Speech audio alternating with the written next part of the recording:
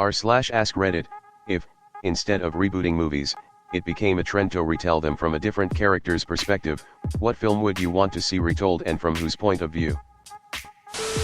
Yes everyone, this post has a lot of awards and many people in this thread have gotten awards too.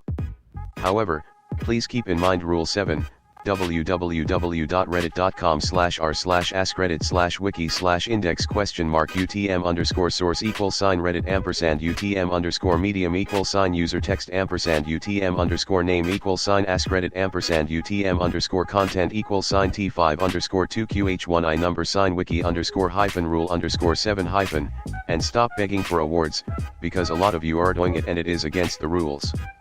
Additionally, if anyone are reading this thread and struggling, there are some resources available. There's /r/suicide watch, WHER. There's an old man I sometimes visit who can talk your ear off for hours on end. You'll sit down with him, and he'll start download his stories, one after the other, of his old friends, high seers in the radio industry, and his misadventures chasing women. Once, halfway through his usual ramble, he stopped, turned to him, and said, "You know what? Life is fun and it stinks to know that I'm getting close to the end, because the whole thing's just been so damned fun that's always stuck with. I survived cancer. I was given weeks to live, and miraculously get remission. Life post-cancer is a terrible struggle, mentally and physically, but I wouldn't trade it for the alternative. I now get to watch my adorable niece grow up. I get to look at the world with a completely different perspective. I get to enjoy being with my wife and traveling the world as much as possible. Death would solve a lot of the pain I currently live with, but the eternal sadness it would cause my family would. 'Cause I believe one day it will get better and I'll be happy even though I'm not now. Someone's got to feed my Tamagotchi. 'Cause there are pies to be eaten. Occasional serotonin. It hits me every once in a while. Also garlic bread. I'm terminally ill and the closer I've gotten to death the more I've just sat back and watched nature, genuinely stopping to smell the roses. It's the little things in life that make life worth living. The family of birds in a nearby tree communicating with each other.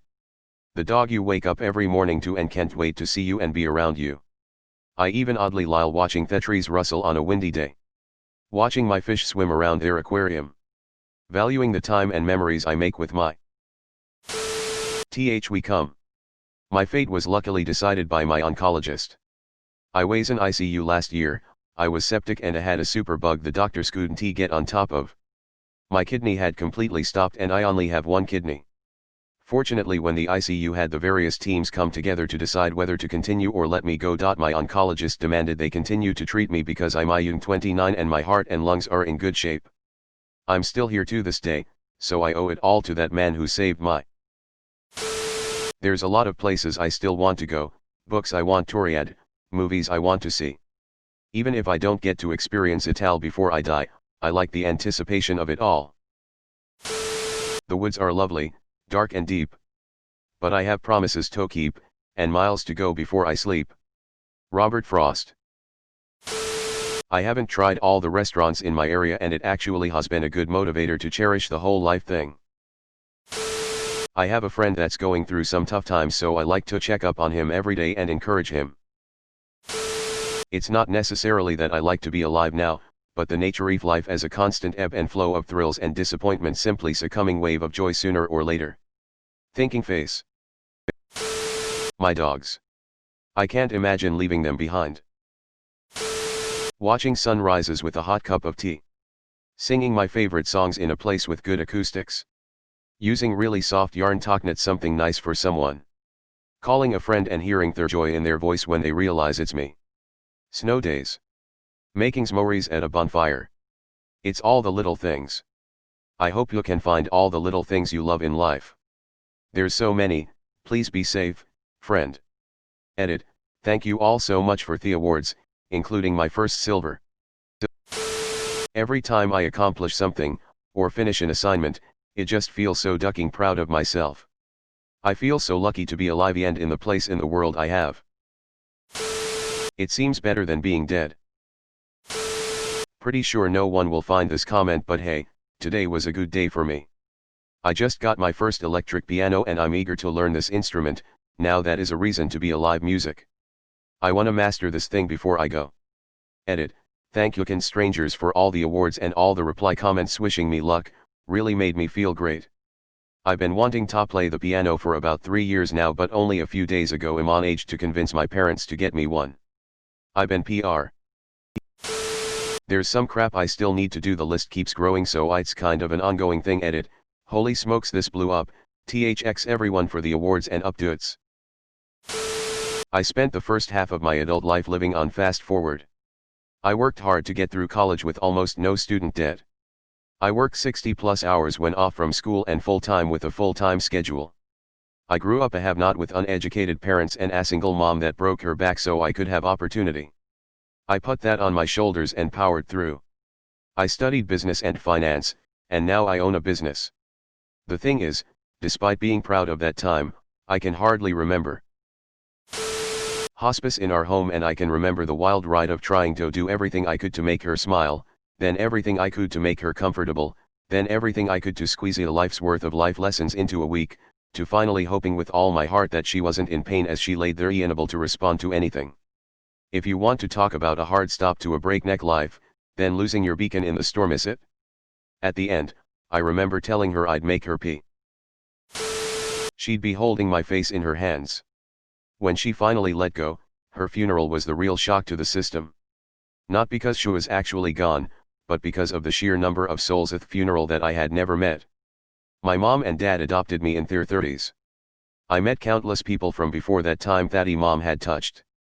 She helped so many people get through school, leave abusive partners, kick drug habits, raise their kids, and the list goes on. It was a real eye-opener.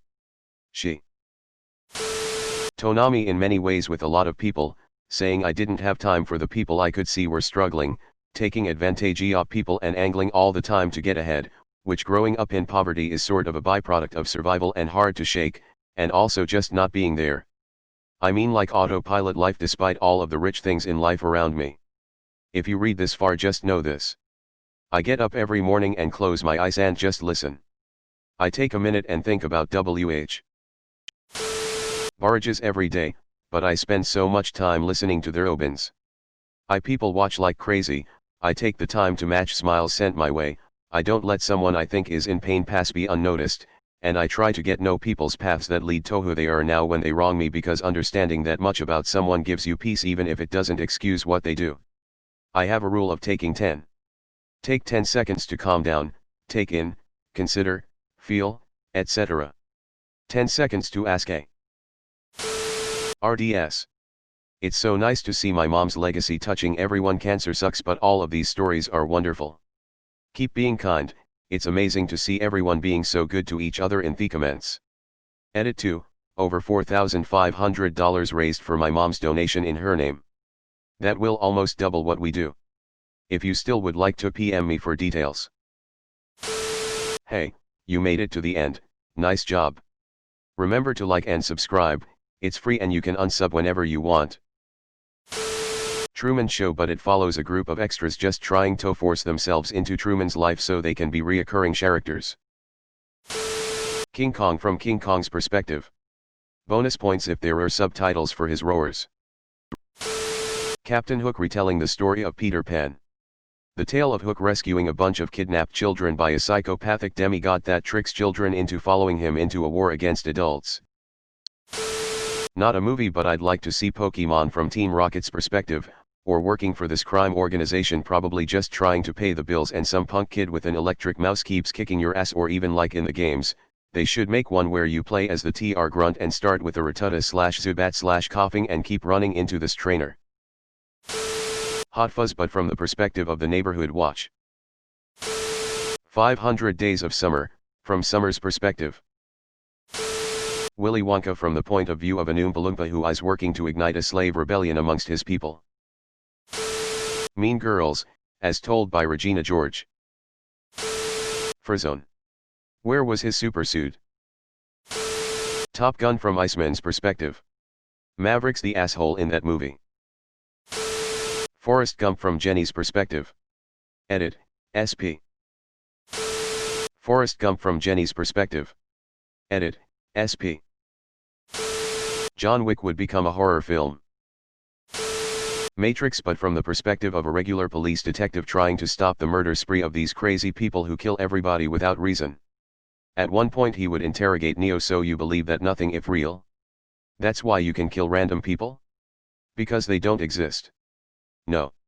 The world is fake but the people are real. And you kill them anyway. Ferris Bueller but Cameron. Jurassic Park Lost World, except from Injin's perspective. Jurassic Park Lost World, except from Injin's perspective. Mulan from Captain Li Shang's point of view. He starts having feelings for one of his soldiers, thinking he's gay. Then he finds out that Ping is actually a girl in disguise. Good news, I'm not gay. Bad news, I'm supposed to chop her head off. It's a Wonderful Life from Mary, the wife's point of view. Married to a dreamer with fits of depression, while raising 4 kids, rebuilding a beautiful old Victoria house, helping him make his dream passion of helping his community come true and trying to protect him from his loser uncle, all while watching him spiral into a deeper and deeper depression. Will she be able to help him out of it? Edit, changed dream to passion. It's a Wonderful Life from Mary, the wife's point of view. Married to a dreamer with fits of depression, while raising 4 kids, rebuilding a beautiful old Victoria house, helping him make his dream passion of helping his community come true and trying to protect him from his loser uncle, all while watching him spiral into a deeper and deeper depression. Will she be able to help him out of it? Edit, changed dream to passion. Ender's Shadow did this exact thing with Ender's Game, done by the original author, no less. Lord of the Rings trilogy from Sauron's perspective. 1. Your order has been dispatched. Unfortunately it is delayed due to being misplaced in transit. 2. Your order is out for delivery, please be in between the hours of November and January to sign for your package. 3. Your delivery has been placed in a safe place. Despite being home, I did not hear the bell, and oh no, it's been tossed over the back wall and ended up in my pond. Beauty and the Beast from Gaston's perspective. Beauty and the Beast from Gaston's perspective. I just reread Hunger Games and Peeta, Haymitch, Finnick, Orsana's perspectives would be fun. Katniss is very inside herself and so the movies are more open to the reality of the situation than the books. I'd like a Harry Potter story from the last year at Hogwarts when the trio wasn't there, like maybe Ginny and Neville. Pepper Potts from the MCU could be fun. I really need Weekend at Bernie's from Bernie's POV. I really need Weekend at Bernie's from Bernie's POV. Twilight, from the father's view. It would actually be interesting, and not derivative smutty crap. Supernatural creatures seem to be lusting for this man's daughter, as he tries to research everything he can, keep it secret from his daughter who's obviously under the sway of supernatural influence, therefore cannot be trusted. He collects evidence, tries to prove it to fringe people, and eventually rational scientists, all while unearthing an ever deeper and more terrifying secret society. The Matrix from Agent Smith's view. Constantly trying to quell stupid human insurrection. Fight Club from the view of Marla. Edit, till I need to read the book, and stop listening to fan theories on Reddit. Saving Private Ryan from Private Ryan's point of view. It's most just him slogging in the army until Captain Miller shows up. Toy Story. Andy, a young boy who enjoys playing with his toys in his spare time, often wanders into his room to find things off. Something may have moved, a toy may have vanished only to appear the next day. Voices are heard from his room from the ground floor only to hear a slight panic then silence whenever he approaches the room again. And imagine, one day, if he heard this talking once again only to walk into his room, hear the split-second shock to silence just to see his favorite cow sing him out of chance. They're watching him. They're looking. Andy isn't alone. Nor was he ever alone. This is the tale of a boy who loses his mind at the thought that he has never been alone for his entire life and that the friends he made growing up may be a little more real than he first thought. A little too real. I want to know R2D2's perspectives. Titanic, anyone in the poor section. There is a novel about it called SOS and it's amazing. Any movie with big fight scenes and massive destruction. I want a POV from random people who are in the middle of it like a small business owner. Just a dude going about his daily routine then boom.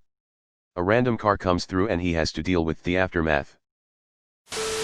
My cabbages. Silence of the Lambs from Lecter's POV with backstory etc. Thor, The Dark World, but from Loki's perspective, since he was the only character in that movie with a character arc. Deleted. That crazy guy from Bird Box who forced people's eyes open. Seriously, I want a story about what he actually saw and why he wanted people to see it so bad. Edit. This post had like 100 upvotes when I wrote this. Didn't know some random thought I had about a movie would get so many people talking about it, and that is really cool. Coraline, but the cat's or Wibier's view. Spirited Away from No Face's POV. The Princess Bride told from Miracle Max and his wife Valerie's POV. They need a bigger role in that movie. Let's find out more about how Prince Humperdinck ducked him over, and how now is going to get his revenge.